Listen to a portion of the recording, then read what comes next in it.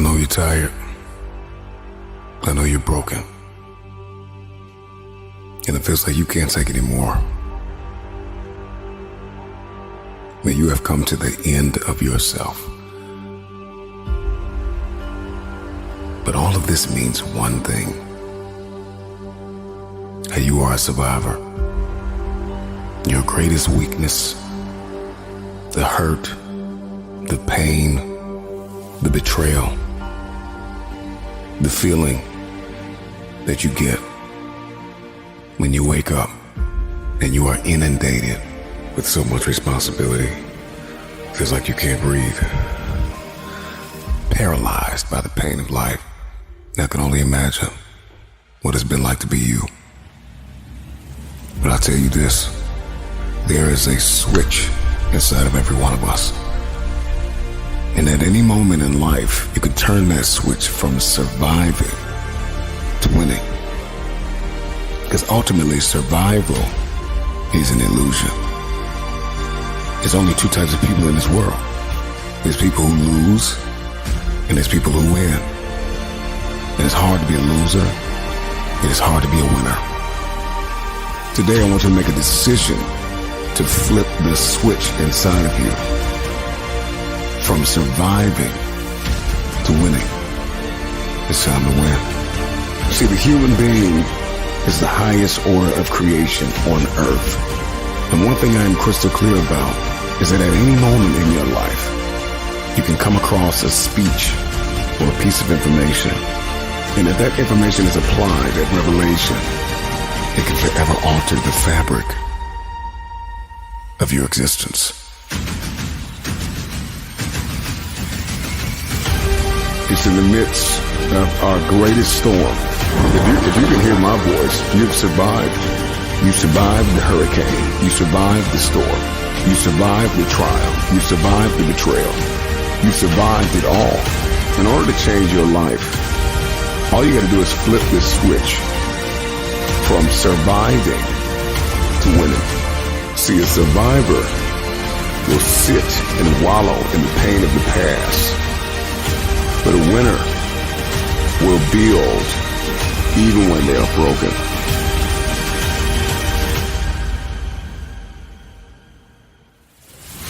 I may be weak, I may be hurting, I may have pains, I may have been down, but I am not out. I am getting out of this hole. Today, I'm getting out of the pit of misery and into my destiny. Your pain is not bigger than your purpose. And even though you have been crushed in this very moment, you still have your calling. Flip the switch from weakness to winning, from hurting to conquering, from losing to champion. You can't worry about yesterday because yesterday is not coming back to look for you. Who speaks to the broken? Who speaks to the individuals that's still in the process? I'm dropping this for you. I'm telling you to keep going when you face opposition. I'm telling you to keep going when you face adversity. Believe in everything that you are and understand that within you there's something greater than any obstacle you'll ever face.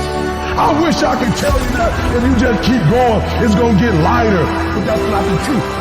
The truth is, you gotta find something within. He's going to have to dig deep inside his soul to bring out that king. But I'm telling you to get rid of the things that's not giving you the strength that you need to keep living the life that you have been given. When you come over depression, you raise your arms like a champ. When you overcome bankruptcy, you raise your arms like a champ. When you come over divorce, raise your arms in victory. You have the warrior spirit in your soul. You have the warrior mindset. That dream is not going to just sit there and wait for you to come and get it. When you want to succeed as bad as you want to breathe, when you ain't got nothing up in your tank, you got to think about the people in your life that you're doing this for. And then if you could think about them, you could go one more mile. You would go one more day at work.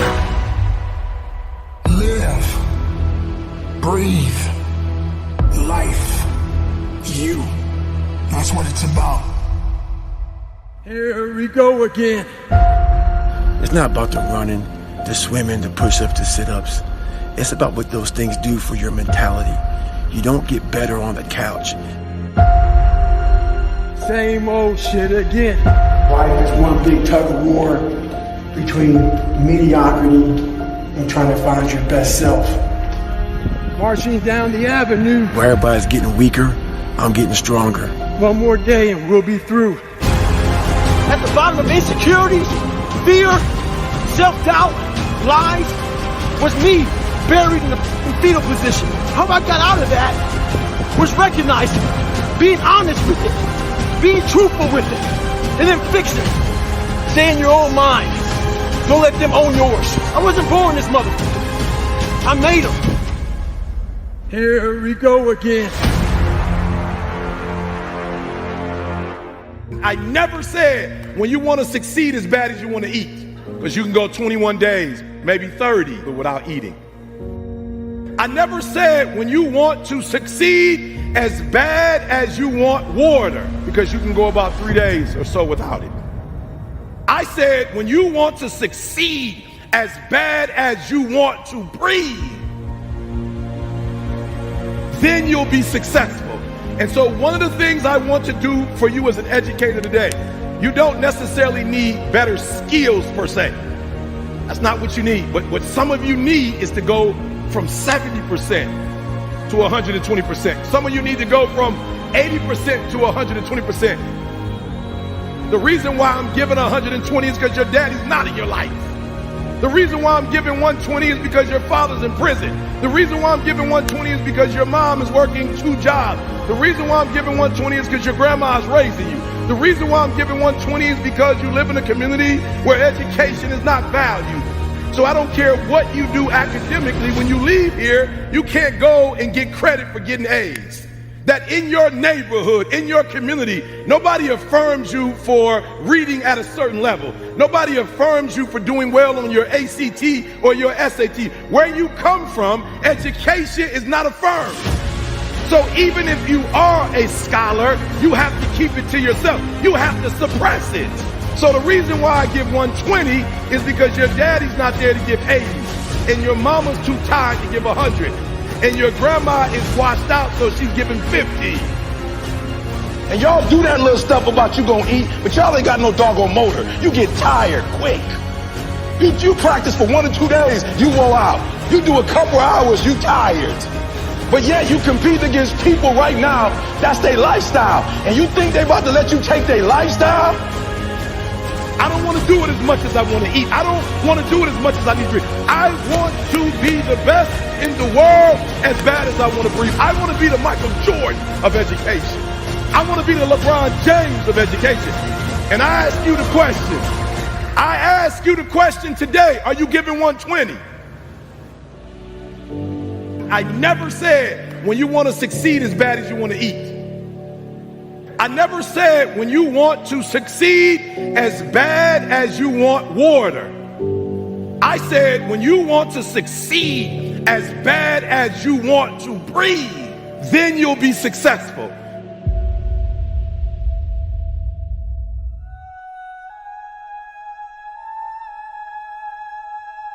Winston Churchill said the destiny of man is not measured by material computations. When great forces are on the move in the world, we learn we're spirits, not animals. And he said there's something going on in time and space and beyond time and space, which, whether we like it or not, spells duty. You and I have a rendezvous with destiny. You have the capacity to leave a lasting impact, an indelible impression upon this world. It is about becoming a master of your own destiny. As your understanding and perception of life deepens, you will see everything is in your hands. All of us have something in us that we must live. And if we don't know what it is right now, we must create it or we must find it. All of us have this, whatever this something is. Just try and dig deep and find out what you're passionate about and live it like there's no tomorrow. I don't care what it is. I don't care what you want to do. but do the hell out of that. It takes, again, hard work, and it takes perseverance. And again, it just takes context, and it takes perspective. You got to put your stake in the ground and go after this thing called your future, because no one's going to give it to you. Don't talk about it. Don't mull it over. Don't plan for it. Just get after it. All of us have seen our destiny at some point in time, and we decided not to listen. We decided to ignore it and say, no, that's not for me. Life came in and slapped us side the head, and we stopped dreaming anymore. Give it everything you got. And if you fail, you can at least do what? You tried. But if you don't go out there and give 120%, you're not a man. It's time to understand that if you want to get something out of your life, you got to be willing to work for it. How much are you really willing to give? You have an everlasting potential. And as long as you have a heartbeat, as long as you have air in your lungs, you have an opportunity to change this world, change your life, and live your dream today. Don't you dare settle for anything less than what you know you can get. Just make sure you make your mark. Make sure you make your mark in this world. When you become what you're supposed to be, then you're going to bless somebody else. And that's what it's really all about. If you don't get serious with what's going on in front of you, you're going to forfeit everything that you were born to be. Take the leap of faith and believe that everything is going to be all right. Take that leap of faith. Trust yourself. To bring out that king, that legend.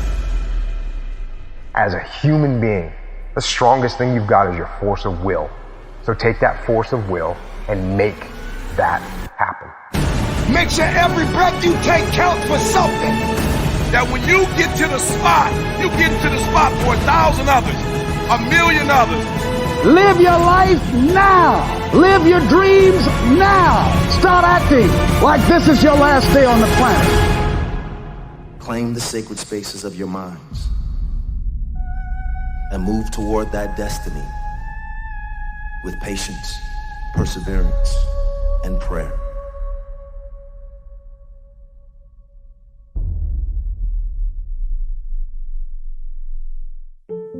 Tick tock. What is ticking off here is not the clock, it's your life. You are running out of time. I hear the clock ticking. That's what I hear, and the end is nigh. You don't know how much time you have. You keep telling yourself you got time and watch what happens. If you don't take a hold of your life, if you don't get serious with what's going on in front of you, you're going to forfeit everything that you were born to be. Time waits for no man. That clock, it's always ticking. Your time is limited, so don't waste it living someone else's life. You got to give it everything you got, whether it's your time, your talent, or your treasures. When's the time to jump in the pool? When's the time to kiss the boy? When's the time to get married? When's the time to take the training wheels off the bike? When's the time to live your life? The answer is, I don't know. Nobody knows. There's no right answer. There's that moment in time. However you spend your time, that tells you who you are. Stop waiting for tomorrow. Stop waiting for the perfect moment. And I'm saying to you, whatever you gotta do it, because if you don't, life is gonna whoop you until you surrender. Tick tock. Who's not gonna see you accomplish your goals? Who's not gonna see you blow up? Who's not gonna be able to enjoy the fruits of your labor with you? Who put in why? Because you average. And one day you're gonna be great, but you think you got time. Fight that ticking clock with everything you got. Time is one of the most powerful, important tools that any of us will ever get, because time we never get back. You got to have faith, and that faith gives you patience. That is not going to happen as quickly as you want it to happen. There's not an hour that's gonna go by. There's not a minute that's gonna go by that is not accounted for. Greatness takes time. Tick tock.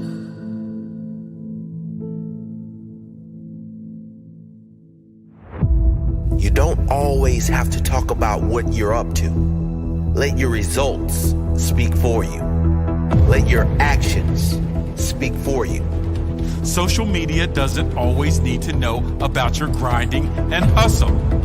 People will know about it when they see your results. It's the one thing you can't fake. There's a lot of fake people out there talking a lot of crap about who they are and what they've accomplished. But one thing you can never fake is results. Be that person, the one who delivers, not the talker, not the statement maker, the result maker. Confuse them with your silence and shock them with your results. Under talk, over deliver. There's a saying, when you build in silence, they don't know what to attack. Don't let the haters get a chance to attack you before you've done anything. Build in silence and shock them with your end result. You must know the results will come. If you get your head down and work, you do not need to tell everyone what you're up to or who you think you're going to be. Just show them. The results will come if you get your head down and work. Your work ethic will show in your result. Your hustle will show in your results. Your ability will show in your results.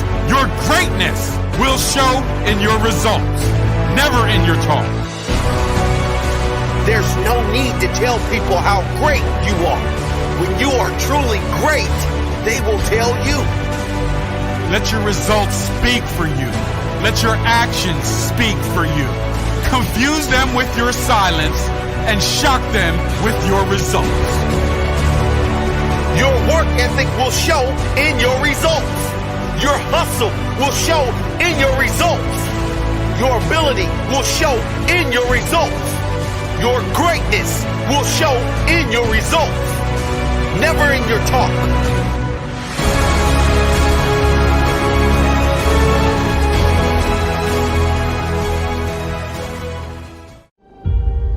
You really want me on the team. What's your approach to recruitment?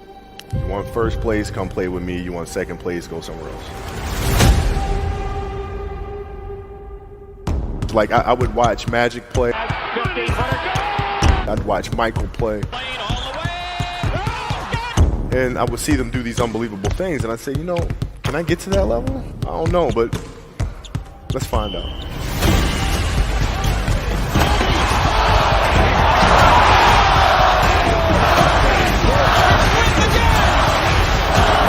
That's why he's the best player in the game. Everything was done to try to learn how to become a better basketball player. Everything. And so when you have that point of view, then literally the world becomes your library to help you to become better at your craft. So because you know what you want, the world's giving you exactly the information you need to become better at it. Because you know what you're looking for. So many guys tell stories about your work ethic. Yeah. What was really your work ethic like, and for how long did you stay disciplined? Well, I mean, every day. I mean, since 20 years. I mean, it was an everyday process and trying to figure out strengths and weaknesses. For example, jumping ability. Man, my vertical was a 40, it wasn't a 46 or a 45. My hands are big, but they're not massive, right? So you got to figure out ways to strengthen them so your hands are strong enough to be able to palm a ball and do the things that you need to do.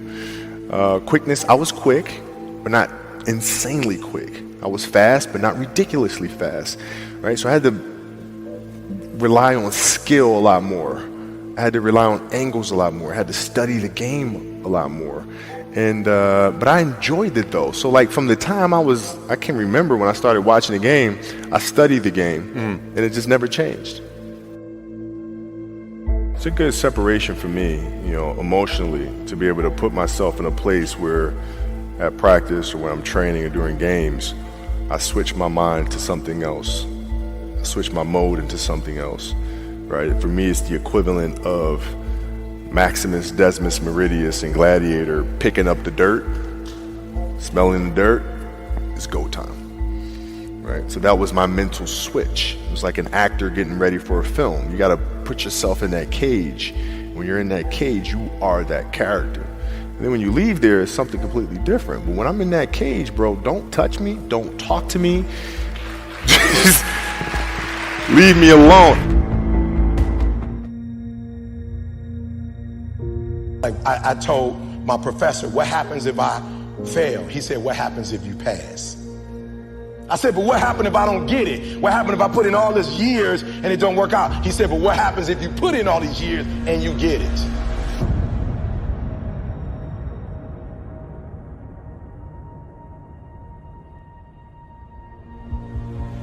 You got skill and you got will. You got skill and you got will. Two total different things. You were born with certain things, but to get to the next level, and not just get to the next level, to stay at the next level, you gotta have will when you get to that next level. So when you play, you have to compete. When you have an opportunity, why would you give 80% when you have an opportunity? Somebody answer that for me.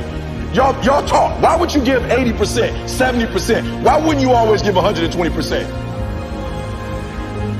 For real, you might get it, but right now what? Oh, I can't hear y'all. You may get it, but right now what? You don't have it.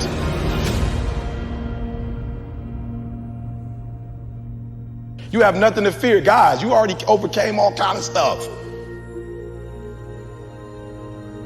Because a lot of you don't see that what's going to take you to that next level that's going to separate you from everybody else, because you got to have something that separates you. What's going to separate you from everybody else? Right? I don't know what that is for you, but just talk about it. When you hear my videos, one of the things you notice that separates me from everybody else, I don't do what in any of my videos? I don't curse. You've never seen me cuss before. You've never seen me drink before. You've never seen me smoke. I'm not against drinking and smoking, but my brand is I don't drink, I don't smoke. What are you going to do to separate yourself? Like, I do things to separate myself from everybody else. The passion that I have when I speak, the grind that I have when I do what I do. What are you going to do to separate yourself? People you're not even going to be hanging out with. All I want to hear is E. They grinding like they never grind before. Johnny, I want to hear they out there handling that rock like E. They monsters, E. They like freaks out here, E. Like, they going hard, E. That's all I want. What's some more stuff that's keeping you from doing what you're supposed to do? I love it. You have an opportunity of a lifetime. And what I'm trying to get you to understand is, when you understand you have an opportunity, you play a little different. And it was track and field. And the gym instructor pointed to my father online and said, Cyril Tyson, everyone look at him. He does not have the body type that would excel in track. And they used him as an example. And he says, what? No one is going to tell me what I can't do in my life. And he used that as a reason to start running. And he started track in that moment. He decided that one of his next tasks in life would be to take up running and excel at it.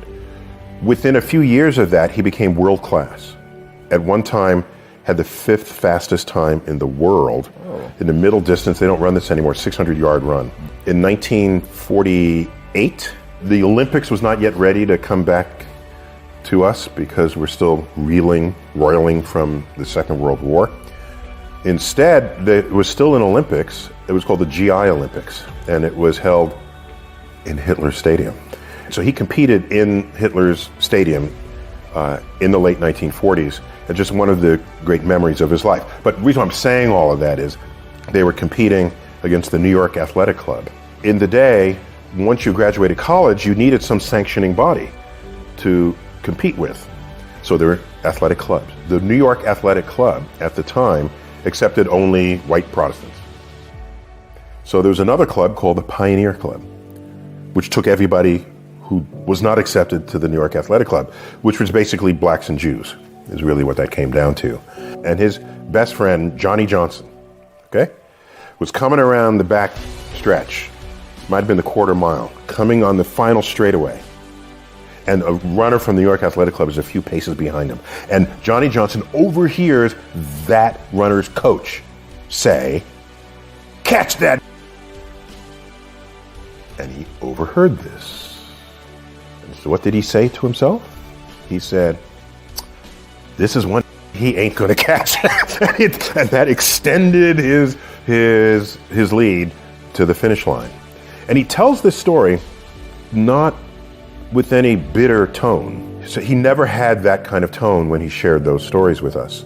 It was, here's an occasion to parlay what today might be called a microaggression into a reason to excel even more than you had expected of your own abilities and talents. And so I have taken that lesson with me. How did you get mentally and emotionally so strong where it doesn't bother you? Well, you know, you got to look at the reality of the situation. You know, like for me, it's not, you know, you kind of got to get over yourself.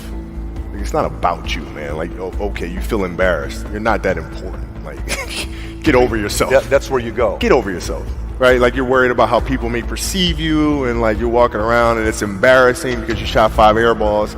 Get over yourself, right? And then after that, it's okay, well, why did those air balls happen? Got it.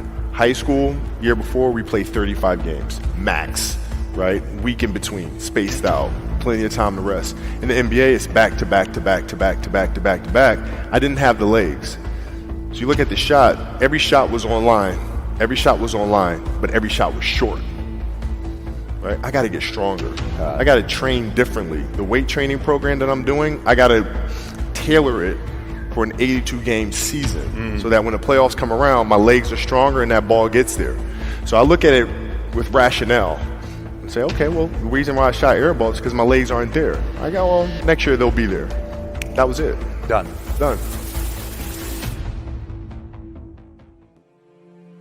I wasn't successful because of who I was. Like, and a lot of y'all, for real, here's what you got to stop doing. You hold people to the fire when they don't do what they're supposed to do, but you give yourself a pass. Like, and you got to stop doing that. Like, I see in this generation, people will let their kids get away with stuff that I know you wouldn't let nobody else's kid get away with. But sometimes when you're so close to something, you don't treat it you don't treat it real. Like, you give it a pass because it's your baby. But if somebody else was to get on your couch and do that, you'd have a fit. Or somebody. So what I had to start doing was saying, you got to stop holding other people to the fire. You got to hold yourself to the fire. And I realized that without a schedule, I was the one that was messing up my life. And I realized I needed a schedule because I wasn't the brand to get me where I wanted to go, if that makes sense. Like, that version of Eric Thomas would never make me a 1%er. I realized that. So when I sat down with Warren Buffett, 3 things that blew my mind. I never really realized where his money came from. So the first thing I did was I was like, yo, his money comes from investments. Well, what happened was when he was 12 years old, his father gave him his first $1,000 and let him make an investment. So I realized he's not getting up early in the morning just to get up in the morning. What he says he does is he reads. He doesn't just read books. That's not what he does. He reads financial reports. So this dude was telling me he read a financial report of General Motors in like 1964. And I'm thinking, like, why would you be reading? It's 2014. He was reading the document, the financial, listen to me. He's a financial genius. What was he reading? Finances. For real, y'all be coming up to me like, yo, E, what you reading? Why? You trying to be a motivational speaker? You trying to be the next Martin Luther King? You trying to be the next Mother Teresa? Why are you trying to read what I'm reading? Like, what are you trying, like, you trying to impress somebody? Why are you reading what I'm trying to read if you're not trying to be me?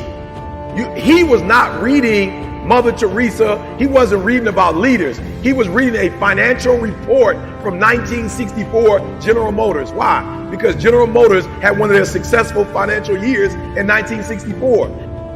And so he was looking for the clues of what were they doing specifically in 1964 that can be duplicated in 2014. That's what he was looking for. So a lot of you getting up early because ET get up early, but you getting up early for no reason. You just up early. So be careful that your routine is pointing to where you're trying to get to and you're not wasting time. So I'm looking at Warren Buffett. He says he reads 6 hours a day. He reads financial documents 6 hours a day. That's the first thing he does, 7 days a week, 6 hours. But watch this. You go, ooh. When you read something for 6 hours times 7, that's 42 hours, right?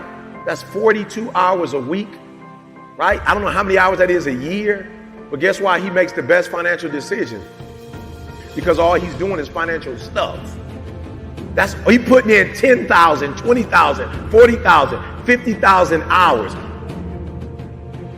If you're gifted in 3 areas, then that means you're gonna have to get 30,000 hours just to be like basically a master.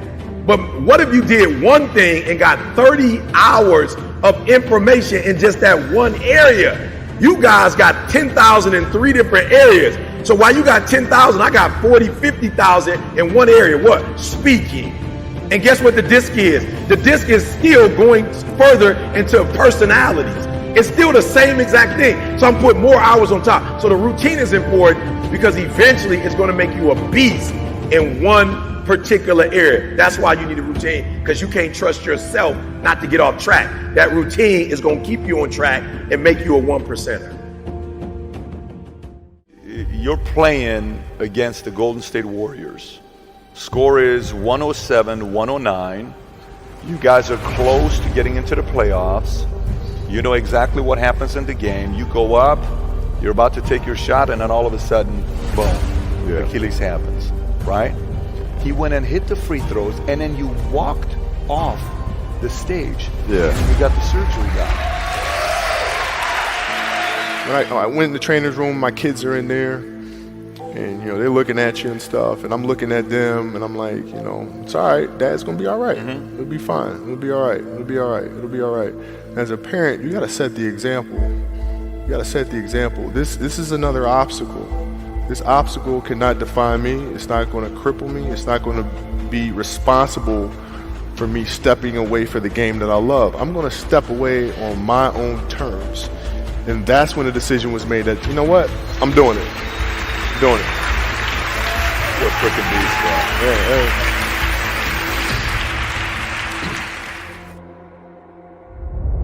Push yourself. So you want to be the best. You want to get to the top. You want to achieve success. I'm sick and tired of all you people out there that go around talking about what you want, what you're going to get, what you're going to have, what you're going to do, where you're going to go, and not doing shit to actually make it happen. If you're happy in life right now, then you can stop listening now, because this video ain't for you. The moments and situations you're steering away from are usually the things that need to be attacked head on. You're the one that needs to trigger that growth. You'll always be dreaming of a better life, dreaming of success, dreaming about the person you're capable of becoming. We've all got things we want to do, dreams of what we want our life to look like. The problem is, most of us are standing in a busy street just letting the opportunities in life pass us by. We're waiting for the perfect situation, the perfect circumstances, the perfect opportunity, the perfect time. There's never going to be a perfect time or the perfect moment. Take a look at the clock. This is your time. You know what you want, so go get it. It's there. If you want all these things in life and you're just thinking that by some miracle of life or some bullshit theory of the law of attraction it's going to magically happen, you've got to wake up. The only way to get what you want in life is to get to work and go and get it. To look at all your adversity and all the excuses square in the face and push yourself out of your comfort zone to achieve what you want. Your biggest growth moments come from a place of discomfort. If you're never willing to step outside into those fears, face the unknown, and see what's on the other side of them, you'll always be wondering what could have been. You can always do more. You always have another gear, another level of performance. You can always push a little bit harder, get up a little earlier, work a little longer, spend more time with the ones you love. Whatever it is you want more of or want to be better at in your life, you have complete control over whether you get it or not.